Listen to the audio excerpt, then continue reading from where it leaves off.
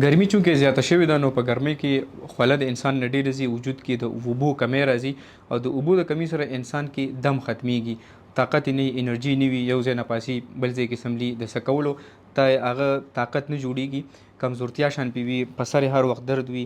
نو اکثر کار دوران کې خلک دا ځینه دا ټیمپورل ریجن په دې باندې خاص درد راځي، نو دا ځینه داسې مګي یا دا زور کوي. تاسو به لیدلي وي کوم خلک چې په دفترو کې یا د ناسته یا مزدوري کوي په دې ځینو باندې درد راځي. نو څنګه موږ کولی شو چې دا په وخت معلومو کړو چې یاره ګینې ما کې د اوبو کمی دی، او یو انسان ته په ورځ کې په 24 غنټو کې څومره اوبه کم از کم سکل پکار دي، ماشوم ته څونه دي، زنانه ته څونه دي، او مرد حضرات ته څومره دي.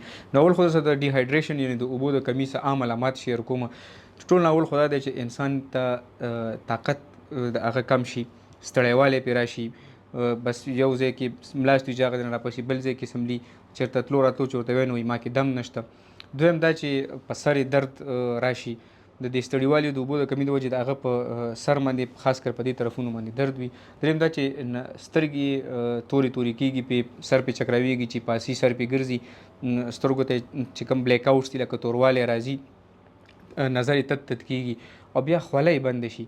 دا خوله انسان کې الله تعالی داسې یو نظام اچولی چې د سره وجود یخیږي، چې کله خوله بنده شي وجود ګرم پاتې شي، وجود نه یخیږي ځکه چې د اوبو کمی راغلی. او یو ډېر ضروري علامت پکې دا دی چې کم لاړې دي په خوله کې دا کمی شي، ځکه چې دا هم د اوبو نه جوړیږي. دا لاړه دا قدرتي او داسې شیز دی چې د خوله کې چې کم جراثیم دي هغه دا لاړې وجني، دا یې مړه کوي. چې کله اوبه کمی شي، لاړې کمی شي، نو هغه جراثیم هم پکې خوله کې پاتې شي، نو بیا بدبویي د خولې نه راځي، خوله وچه شي، شونډې وچ وي، ژبه وچه شي. دا علامات چې کله راشي پکار دی چې تاسو زر ته زر اوبه وڅښئ، شربت وڅښئ یا څه ملک شیکس وغیره وڅښئ. اوس څونه اوبه څښل پکار دي یو انسان ته په 24 غنټو کې؟